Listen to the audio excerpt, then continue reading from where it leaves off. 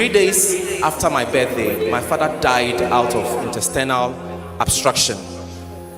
This year, 3 days after my birthday, which was on the 17th was my birthday. That same 17th, my 3-year-old son started vomiting. She was throwing up, and so we went to the pharmacy and started getting drugs for her to manage the situation. But then it was not getting better. So on Monday, we quickly rushed him to the hospital.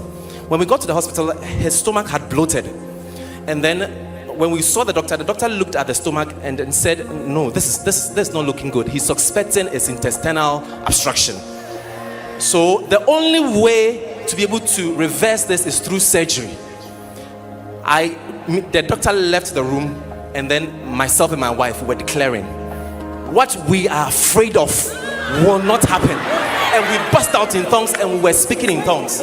Then the doctor asked us to go and have a CT scan and take an X-ray of the child. Then when we got into my vehicle, I put on NSPPD. That day it was Monday, and the Lord settled it. I put it on, and then we started praying. We busted in tongues and we were praying. Immediately we got to where we were to take the stand. My son immediately felt this strange pain in the abdomen, and then when we got him up, he threw up. So we went in, and then when the doctor was checking, the doctor said, what I'm seeing is not fecal mass. I'm seeing fluid, loss of fluid. Are you sure he's not running? And then I said, no, he has not been to he has not pooped for 3 days. And he said, but what I'm seeing, well, he asked us to go and take an X-ray. We took the X-ray and the results showed that he had intestinal obstruction.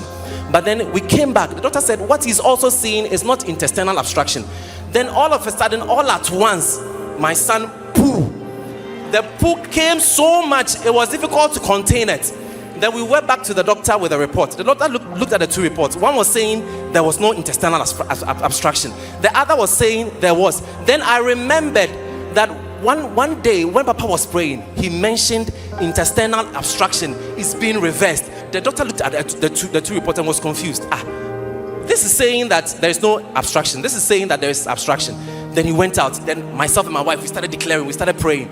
Then he came back and he said, well, the report is saying there is an obstruction. So we'll have to wait for the surgeon to come and take a look. And then he started explaining how intestinal obstruction is, that when you can't poo, the poo becomes hard, and then there's no way it comes out. Then I told him, the child has poo. Then he told me, what kind of magic happened that the child has poo all of a sudden? Because there's no way. So he admitted us.